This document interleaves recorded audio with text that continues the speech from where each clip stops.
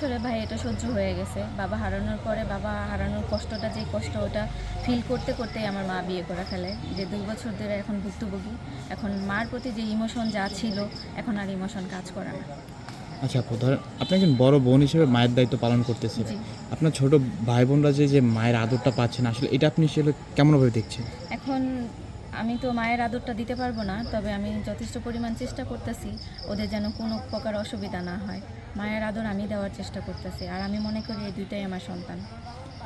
বালিশের সাথে যখন মাথাটা ঠেকান, মানে এইসব বিষয় যখন আসলে আসে, আসলে কেমন লাগে আপু যদি একটু? প্রতিনিয়তই কান্না করি ভাই, প্রতিনিয়তই। যখন সবচেয়ে বেশি আমি একা যখন থাকি তখন আমার অনেক ফিল হয়। হ্যাঁ, সারাদিন বুঝাইতেছি ওদেরকে, আমাকে, মানে সবাইকেই, কিন্তু যখন আমি একা একা থাকি তখন ফিল হয় যে আসলে আমার দুনিয়াতে কেউ নাই, আমার বাবাও নাই, আমার মাও নাই।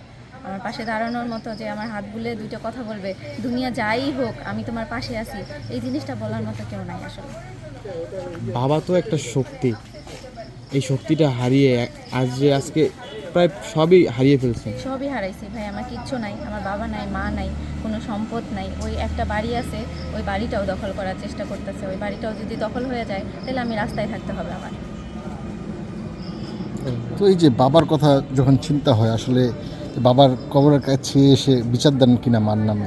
না, আমি কোনো বিচার দেই না। আমি বাবাকে একটা কথাই বলি যে আল্লাহ যেন আমার বাবারে কোনো কষ্ট না দেয় এবং আমার মারেও কোনো কষ্ট না দেয়। সে ভালো থাকুক, সুস্থ থাকুক, কোনো অসুবিধা যেন তাদের না হয়। আমরা কষ্ট করতেছি, আমরা আরও করব, লড়াই করতেছি, আমি আরও করব। বাবার কবর রক্ষা করার জন্য আমার যা যা করা দরকার এবং বাড়ি রক্ষা করার জন্য যা যা করা দরকার আমি সব করব।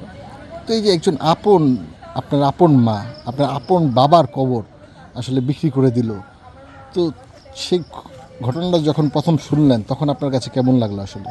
তখনই আমি তার সাথে কথা বলতে আসছিলাম যে আসলে কি সে বাবার কবরটা বিক্রি করছে কিনা।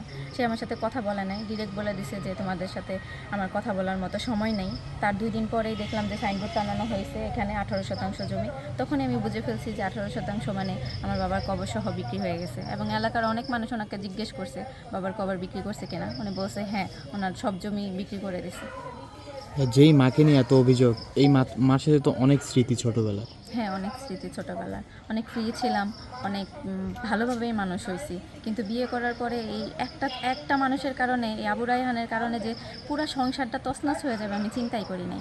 আর এই আবু রায়হানের মানে বন্ধু 2 জন, যে যে আতিকুর, হারুন, এরা যে এত পরিমাণ হ্যারেস করবে আমাদেরকে আমি বুঝতেই পারি নাই। দেখতেছেন তো যে আমার ভাই বোন দুইটাই ছোট, আমিও ছোট, আমারও তো তেমন মানে লড়াই করার মতো বয়স হয় নাই যে একটা ছেলে মানুষ, স্ট্রং একটা ছেলে মানুষ থাকলে ওদের সাথে লড়াই করতে পারে, কথা বলতে পারে। আমি তো ওদের সাথে কথাও বলতে পারি না, লড়াইও করতে পারি না। ওরা প্রতিনিয়তই হুমকি দিতে থাকে। এখন আমার জানের হুমকি হয়ে দাঁড়াইছে।